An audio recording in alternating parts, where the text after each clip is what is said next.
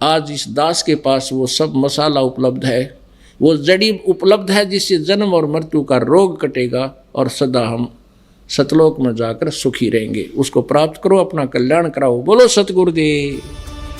मेरे अजीज हिंदुओं, आपने प्रमाणों में देखा कि गीता ज्ञान दाता प्रभु ने बताया है कि यह संसार उल्टे लटके वृक्ष के तुल्य जानो। ऊपर जड़े यानी कि मूल तो पूर्ण परमात्मा है, नीचे टहनियां आदि अन्य हिस्से जानो। इस संसार रूपी वृक्ष के प्रत्येक भाग का भिन्न भिन्न विवरण जो संत जानता है वह तत्वदर्शी संत है, जिसके विषय में गीता अध्याय 4 श्लोक नंबर 34 में कहा है। गीता अध्याय 15 श्लोक नंबर 2-3 में केवल इतना ही बताया है कि तीनों गुण रूपी शाखा हैं।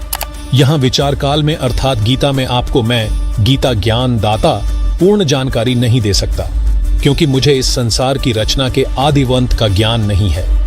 उसके लिए गीता अध्याय 4 श्लोक नंबर 34 में कहा है कि किसी तत्वदर्शी संत से उस पूर्ण परमात्मा का ज्ञान जानो।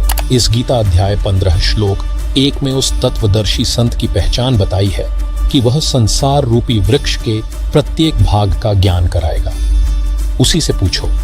गीता अध्याय 15 के श्लोक 4 में कहा है कि उस तत्वदर्शी संत के मिल जाने के पश्चात उस परमेश्वर के परम पद की खोज करनी चाहिए, अर्थात उस तत्वदर्शी संत के बताए अनुसार साधना करनी चाहिए, जिससे पूर्ण मोक्ष यानी कि अनादि मोक्ष प्राप्त होता है।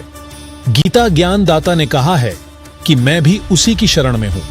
गीता अध्याय 15 श्लोक 16 व 17 में स्पष्ट किया है कि 3 प्रभु हैं, एक अक्षर पुरुष ब्रह्म, दूसरा अक्षर पुरुष परब्रह्म, तीसरा परम अक्षर पुरुष पूर्ण ब्रह्म।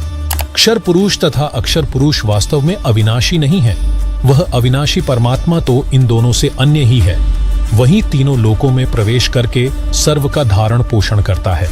वह पूर्ण परमात्मा कबीर साहिब जी हैं, जिसकी संपूर्ण जानकारी केवल तत्वदर्शी संत रामपाल जी महाराज के पास है। धन्यवाद। वीडियो को पूरा देखने के लिए फैक्टफुल डिबेट्स यूट्यूब चैनल पर विजिट करें।